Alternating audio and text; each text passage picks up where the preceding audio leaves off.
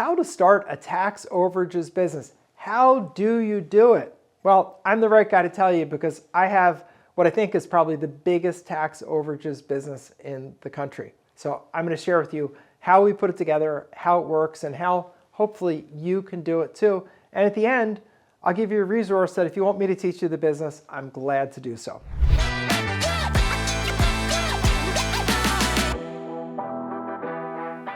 Here's what you need to do. First, you need to pick the state that you want to operate in. Now, I know that your most natural inclination is going to be to work in the state that you live in, which may or may not be ideal. We've identified really 28 states where they're the best states to do overages in. Most states you can do overages. There are a few that don't have them all. Like, for example, Illinois doesn't have them because the way they run their tax sales doesn't create overages. But most states do have them. But some states have fee limits. Like, for example, in the state of Pennsylvania, there's a 10% fee limit. I don't really want to do any deals in a state where they're going to limit me to 10% because I could go to other states and make 20, 30, or 40%. And I'd rather be paid 2, 3, or 4 times more for doing the same work. And I think 10% is really insufficient. In my experience, when you're making 10%, you really can't have a healthy business. You can't pay your people.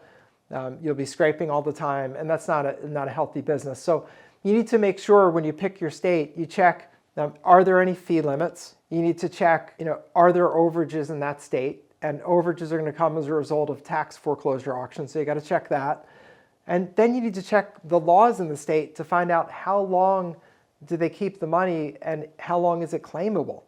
Because what happens in states where the money sits for too long, eventually it forfeits to the government. And that's through a process called escheatment. And once this is cheated, you can't get the money and you can't claim it. So it's very important that as part of your research into starting this business, you understand how long the money is available to claim. You also need to understand what the claiming process is. And there are 2 separate claiming processes. One is an administrative process, and the second is a judicial process, meaning you go to court to get the money.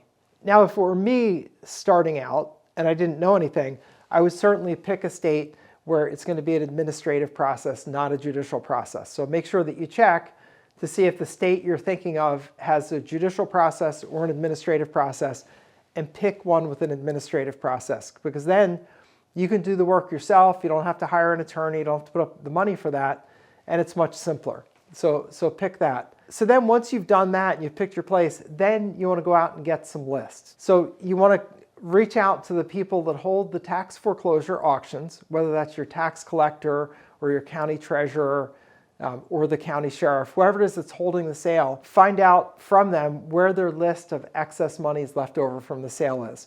Now, you'll hear overages called excess funds, overbids, end overages. Different states call them different things. Just ask generically the people who hold the tax sale, hey, who has the list of the extra monies left over after the tax sale? Those lists are public records, so you can get a hold of them.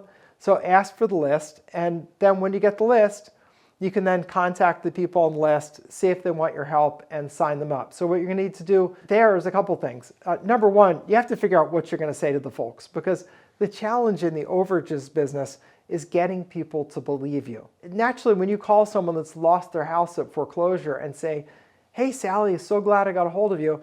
There's some money that you're eligible to claim, and I'd love to help you get that money. It's $100,000.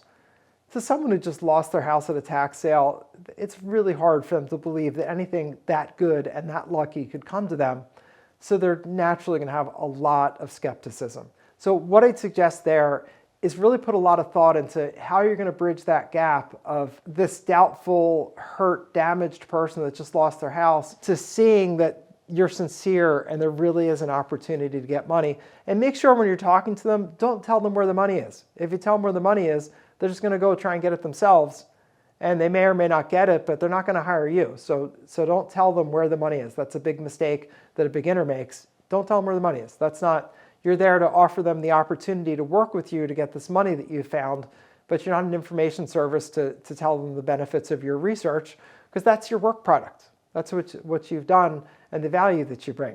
So after they say yes, then your next step is to sign them up under an agreement. So you need a a fee agreement where they're agreeing to pay you, and you got to decide what fees you want to set. And if you're in a state that has a fee limit, obviously it has to be within that. You can charge what you want as long as there's not a state-imposed fee limit, which in most states there is not a fee limit, so you don't generally need to worry about it, but you do need to know depending on what state you're going to work in. But generally you can charge what you want. We charge like a contingent fee attorney 30 or 40% typically. And so you can use that as some sort of a baseline. So you need to get a contract together, an agreement for them to work with you, and you need to get the paperwork to make the claim together. Those are kind of the steps to the business. It's a good business that lends itself to starting up on the side, just at a low level. And the other thing I would tell you, because I would just be neglectful if I didn't, if you really want to go into this business, your best bet is to learn the business from someone who knows. And not to seem too self-serving here, but we've been doing this business for over 10 years. I'm an attorney. I know how it works in all the states. And the help that we give our students and our clients who want to learn the overages business is we give you a guide with all 50 states, tell you exactly how long you have to claim the money, any rules, whether there are any fee limits, whether you need any kind of special license or anything like that. And generally you don't need a license. In a few places you need to be registered with the state as a finder. For the most part you don't. But in our 50 state guide, we tell you, all the rules in all the states. I did the research myself, so I know the research is good, it's solid.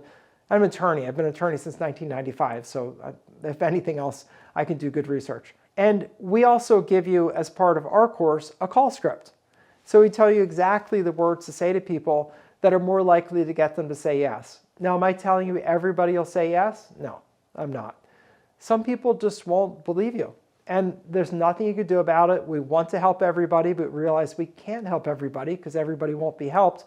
But we'll give you the words that keep you from stepping in your own tail where you tell people where the money is, but also keep a nice conversation going and give you a better chance of being successful. We also give you all the paperwork that you need, including fee agreements that are compliant in all the states, all the paperwork you need to make a claim. I also teach you how to do the different kinds of claims because there are administrative claims, there are judicial claims.